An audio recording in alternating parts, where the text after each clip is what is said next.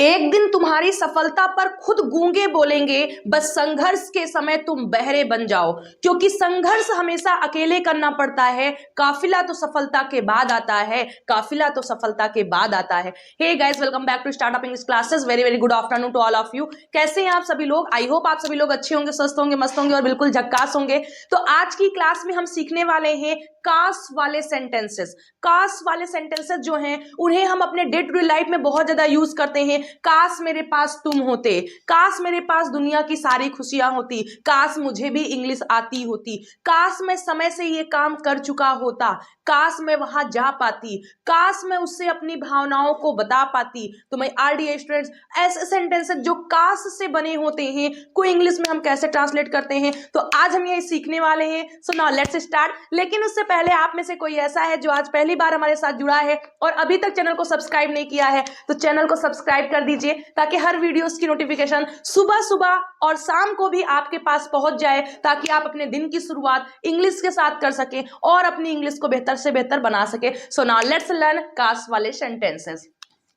तो मैं RDA students, काश में हम कई अलग अलग स्ट्रक्चर का यूज करते हैं। काश के बाद जो सेंटेंस होता है उसमें सेकंड फॉर्म भी आ सकती है, हैड वर्ब थर्ड फॉर्म भी आ सकता है, कुड वर्ब फर्स्ट फॉर्म भी आ सकता है, या फिर आपका हैड और वर्ब भी आ सकता है। तो आज हम अलग अलग तरीके से सीखने वाले हैं कि कितने तरीके से हम काश वाले सेंटेंसेस को बना सकते हैं। सो नाउ लेट्स सी। सबसे पहले देखिए, काश के लिए हम इंग्लिश में लिखते हैं आई विश।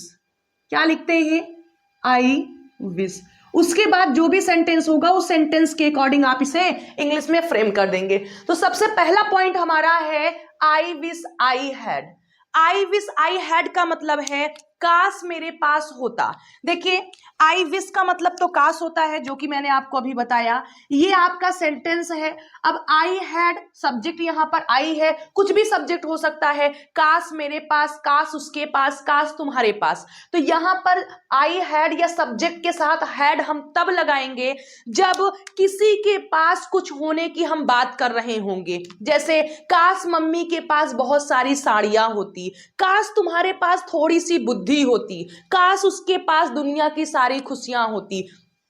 तो मैं all loving students, I wish, फिर हमें सब्जेक्ट लिखना है, हैड लगाना है, फिर जिसके भी पास होने की बात हो रही है हम उसे लिख देंगे। तो ये वाला फ्रेम, ये वाला स्ट्रक्चर कब हम यूज करते हैं? जब किसी के पास कुछ होने की बात करेंगे। काश मेरे पास आप लोग होते, काश मेरे पास भी एक यूट्यूब चैनल होता, काश उसके पास दुनिया की सारी खुशियां होती, काश तुम्हारे पास रहने के लिए घर होता, काश मेरे पास पैसा होता, काश मेरे पास एक कार होती, काश उसके पास एक कपड़ा होता, काश मेरे पास एक नया कपड़ा होता आप लोगों की शादी में पहनने के लिए। या फिर कोई भी सेंटेंस, काश उसके पास एक माँ होती, काश उस माँ के पास एक बच्चा होता। तो कोई भी सेंटेंसेस जब भी आप किसी के पास कुछ होने की बात करेंगे, काश के बाद में सेंटेंस जो आएगा उसमें पास होने की बात कर रहे होंगे, तो आपको ये स्ट्रक्चर यूज करना है। यहां पर जो सब्जेक्ट है उस सब्जेक्ट की जगह पर कुछ भी आ सकता है, ही सी यू,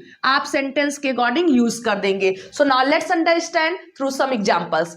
फर्स्ट, काश मेरे पास, काश मेरे पास तुम होते, तुम होते। अब देखिए, यहां पर आप कुछ भी यूज कर सकते हैं। काश मेरे पास दुनिया की सारी खुशियां होती, काश मम्मी के पास बहुत सारी साड़ियां होती, काश तुम्हारे पास थोड़ी सी बुद्धि होती, काश उन बच्चों के पास अंग्रेजी का अच्छा ज्ञान होता। तो जब कभी भी काश के बाद जो सेंटेंस होगा उसमें पास किसी भी व्यक्ति वस्तु स्थान के होने की बात कर रहे होंगे, तो हम क्या लिखेंगे? आई, काश के लिए, काश के लिए हमें लिखना है आई विश। मेरा तो आई, उसका, उसके पास तो ही या सी, तुम्हारे पास तो यू। सेंटेंस का जो सब्जेक्ट होगा वो सब्जेक्ट आप लिख देंगे, आई विश आई। फिर क्या यूज करना है आपको? हैड। जिसके भी पास होने की बात कर रहे हैं, क्या? तुम होते, आई विश आई हैड यू। या फिर काश मेरे पास, काश तुम्हारे पास अंग्रेजी का अच्छा ज्ञान होता, तो आप क्या यूज कर देंगे? एज, काश आई विश तुम्हारे पास, you had good knowledge of English. तो आई होप कि आपको फर्स्ट स्टेप समझ में आया होगा कि आई wish plus subject plus had plus वो भी ऑब्जेक्ट जिसके पास होने की बात कर रहे हैं, हम किस कंडीशन में इस स्ट्रक्चर का यूज करेंगे। तो जब सेंटेंस में किसी भी चीज के, चाहे किसी व्यक्ति का, वस्तु का, स्थान के पास होने की बात करेंगे, तो हमेशा हम सब्जेक्ट के बाद हैड का यूज करेंगे। Now let's understand through some examples I am going to speak. Next, काश मेरे पास एक घर होता, I wish I had a house. काश तुम्हारे पास एक भाई होता, I wish you had a brother. I wish you had food. I wish she has a lot of money. I wish she had a car. I wish you had good knowledge of math. I wish I had you, काश मेरे पास तुम होते। तो कोई भी sentences आपके बन सकते हैं किससे, आई विश आई हैड से। तो आई होप फर्स्ट स्टेप आपको समझ में आ गया होगा। आइए सेकंड पर चलते हैं। फिर नेक्स्ट हमारा है आई विश आई वर। तो देखिए यहां पर वर किस कंडीशन में यूज करेंगे। सबसे पहले तो हमने हैड देखा, फिर हम वर देखते हैं। यहां पर जो आई है कोई भी सब्जेक्ट आपका हो सकता है। तो देखिए इसके लिए हम क्या यूज करेंगे, मैं खुद कुछ होने की बात करता, काश मैं राजा होता, काश मैं प्रधानमंत्री होता, काश मैं एक लड़का होती, काश वह एक लड़की होती, यानी लड़का के लिए यूज कर रहे हैं, काश वह एक लड़की होती, काश मैं पक्षी होती, काश मैं प्रधानमंत्री होती, काश मैं तुम्हारी सगी बहन होती, काश वह मेरा पति होता। तो मैं आर स्टूडेंट्स किसी भी व्यक्ति के खुद कुछ होने की बात करेंगे। देखिए हैड और वर में क्या डिफरेंस है। हैड में होगा कि हमारे पास कोई चीज होगी, काश मेरे पास पैसा होता, काश मेरे पास तुम होते, काश मेरे पास एक घर होता, काश मेरे पास एक बंगला होता। जबकि वर का यूज करना है खुद कुछ होंगे हम, काश मैं राजा होती, काश मैं लड़का होती, काश मैं एक अध्यापक होती, काश मैं प्रधानमंत्री होती, काश मैं मुख्यमंत्री होती, कुछ भी आप यूज कर सकते हैं। तो यहां पर खुद कुछ होने की हम बात कर रहे होंगे और ऐसी कंडीशन में हमेशा आपका वर यूज होगा, कभी भी वॉज का यूज नहीं होगा। अभी तक आप लोग जानते होंगे कि सब्जेक्ट के अकॉर्डिंग वॉज या वर यूज होता है, आई के साथ हमेशा वॉज लगता है। लेकिन ये एक ऐसी कंडीशन है इंग्लिश में जहां पर हम वर का यूज करते हैं। तो आई होप आपको समझ में आया होगा कैसे हमें सेंटेंसेस को फ्रेम करना है। जैसे काश में एक लड़का होती, तो हम क्या बोलेंगे, आई wish I were a boy. I wish किसी के कुछ होने के लिए, खुद कुछ होने के लिए यूज करेंगे। या फिर जैसे काश काश में एक अध्यापक होता, या फिर काश तुम एक अध्यापक होते, तो क्या करेंगे, आई विश। आई विश कभी भी चेंज नहीं होगा, आई wish you were a teacher, you were a teacher.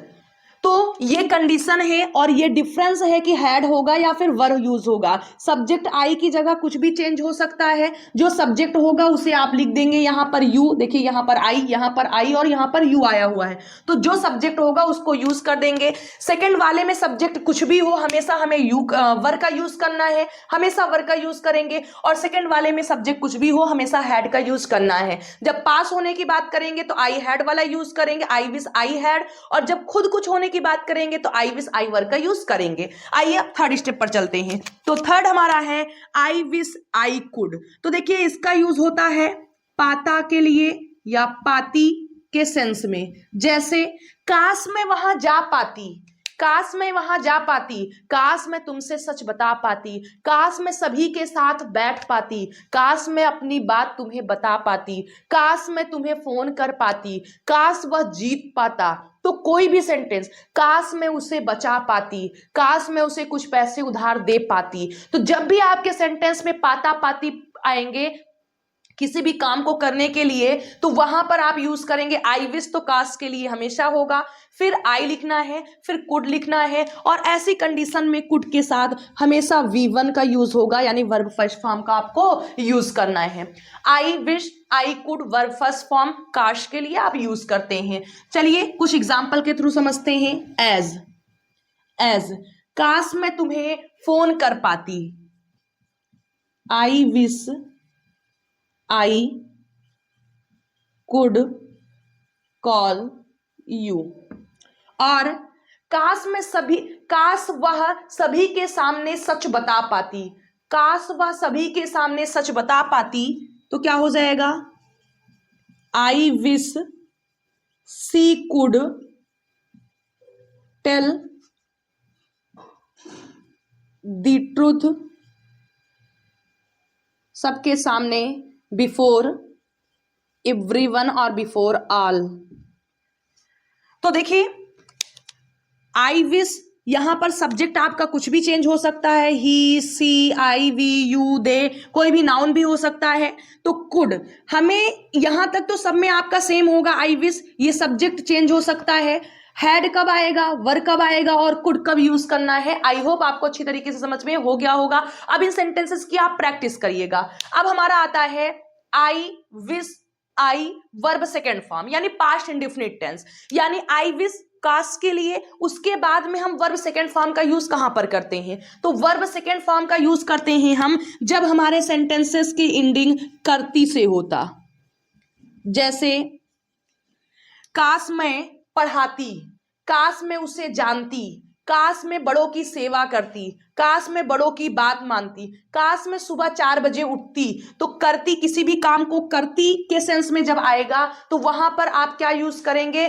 Subject के बाद में वर्ब सेकेंड फॉर्म, या इसी के साथ में आप आई हटाकर डायरेक्ट पास्ट इंडेफिनिट टेंस बोल सकते हैं। I wish plus past indefinite tense. Past indefinite tense क्या होता है? सब्जेक्ट के बाद हम सेकेंड फॉर्म यूज करते हैं, और आप देख सकते हैं यहां पर सेकेंड फॉर्म है, तो आप इसे पास्ट इंडेफिनिट टेंस बोल सकते हैं। आइए कुछ एग्जांपल के थ्रू समझते हैं।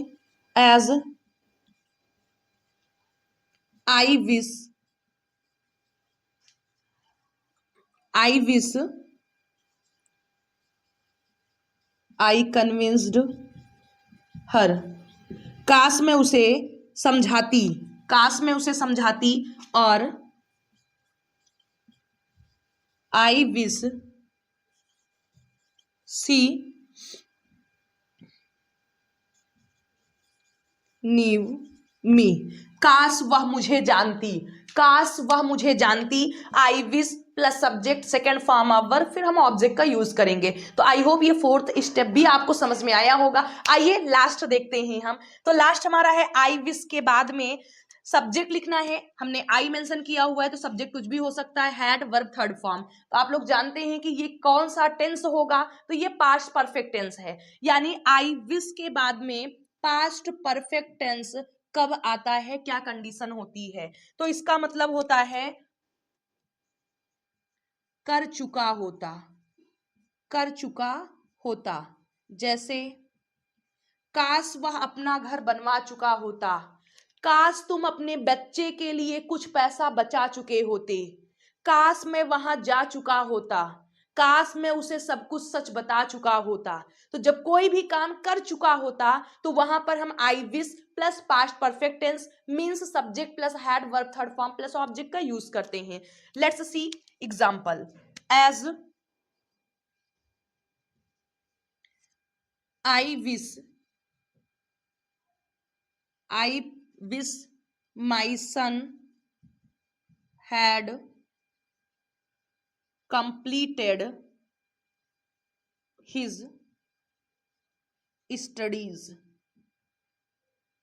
I wish काश my son had completed his studies, काश मेरा बेटा अपनी पढ़ाई पूरी कर चुका होता, काश मेरा बेटा अपनी पढ़ाई पूरी कर चुका होता। So my all dear students, I hope आपको ये पूरे 5 कंडीशन, कौन सी कंडीशन में हमें क्या यूज करना है, कब हैड लगेगा, कब कुड लगेगा, कब वर लगेगा, कब पास्ट इंडेफिनिट टेंस होगा और कब हैड होगा। आई होप आपको बहुत अच्छी तरीके से समझ में आया होगा। आइए एक बार फटाफट रिवीजन कर देते हैं।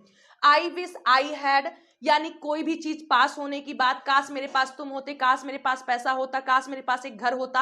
I wish I had a house, I wish I had you, तो वहां पर हम आई हैड का यूज करेंगे। नेक्स्ट आता है आई वर का, तो आई वर का यूज करेंगे जब हम खुद कुछ होने की बात करेंगे। काश तुम एक डॉक्टर होते, काश वह मेरा भाई होता, काश मैं देश की प्रधानमंत्री होती, या काश वह मुख्यमंत्री होता, काश तुम मेरे सगे भाई होते। तो क्या यूज करेंगे? वर। जैसे काश मैं एक अध्यापक होता, I wish I were a teacher. तो आई होप ये भी समझ में आ गया होगा। Next, I wish I could, कोई काम कर पाती, काश मैं तुम्हें बता पाती, काश मैं इस प्रश्न को हल कर पाती। तो आई wish I could solve this question, तो कुड का यूज हमें करना है। नेक्स्ट हमारा आता है पास्ट इंडेफिनिट टेंस, किसी भी काम को करती, काश मैं वहां जाती, काश मैं उसे पढ़ाती, काश मैं उसे समझ पाती, सॉरी समझती, काश मैं उसे समझती, समझ पाती तो आपका कुड का हो जाएगा।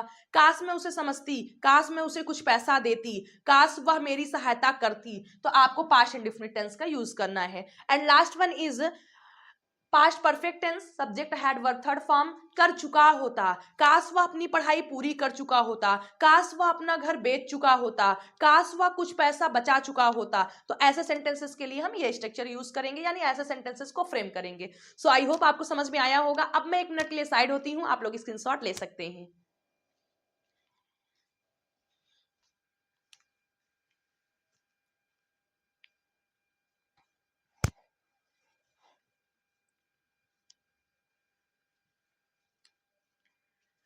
सो my all dear students, I hope आप लोग ने ले लिया होगा। और अगर वीडियो पसंद आया है तो वीडियो को लाइक करिए, चैनल को सब्सक्राइब करिए और फटाफट अपने फ्रेंड सर्कल में शेयर कर दीजिए, ताकि वो लोग भी हमारे साथ जुड़ सकें और अपनी इंग्लिश को बेहतर से बेहतर बना सकें। और अगर आपको वीडियो पसंद आया है, ऐसे ही और इंटरेस्टिंग सेशंस आपको चाहिए, जो भी आपके डाउट है उन्हें क्लियर करना है, तो आप कमेंट बॉक्स में लिखिए दिल मांगे मोर। और अगर आप भी चाहते हैं अपनी इंग्लिश को बेहतर से बेहतर बनाना, एक नेक्स्ट लेवल तक ले जाना, तो चैनल को सब्सक्राइब कर लीजिए और वीडियो के साथ जुड़े रहिए। तो अगर आपका कोई क्वेश्चन है, कोई क्वेरी है, कोई डाउट है, कोई डिमांडेड वीडियोस हैं, तो आप कमेंट बॉक्स में लिख सकते हैं। जितनी जल्दी पॉसिबल होगा आपको उसका रिप्लाई मिल जाएगा, या अगर कोई डिमांड होगी तो वो डिमांड आपकी पूरी हो जाएगी। तो चलिए आज की क्लास को यहीं पर फिनिश करते हैं। मिलते हैं आप लोगों से कल सुबह फिर एक नए टॉपिक के साथ, नए जोश के साथ, नए सेंटेंसेस के साथ। Till then bye, take care.